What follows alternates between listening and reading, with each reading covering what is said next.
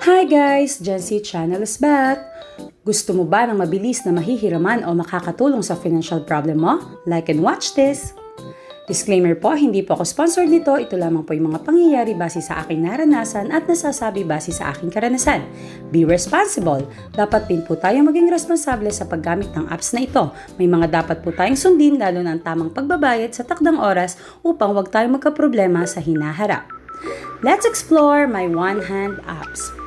Nung mag-share ako about sa Atomy apps ko sa una kong vlog na very helpful sa akin, bigla ko naalala yung panahon ng pandemic. Hindi ko may kakaila na dumaan ako sa pagsubok noon. At nang dumaan sa wall ko ang one hand, biglang nag-flashback sa akin ang lahat. Kaya naman sabi ko, sige nga, subukan nga natin ulit ang one hand. At nakakagulat guys, kung noon ay okay para sa akin ang one hand dahil sa mabilis nitong pag-approve, ngayon is super okay na lalo siya. Ang dami niyang bagong features at offers. First thing I do is pumunta ako sa Google Play, then type one hand, then install. After installing, matutuwa ka na agad sa mga comfort words ni one hand. Wow, ang very good. Para daw ba sa pag-aaral o pang-grocery ko dahil malapit na ang sale? See, one hand na daw ang bahala dyan. So, papaano naman mag-loan? Siyempre, i-enter mo muna ang cellphone number mo and magbibigay si one hand ng OTP through messages. At nang maglagay ako dyan ng cellphone ko, message agad ako ni one hand.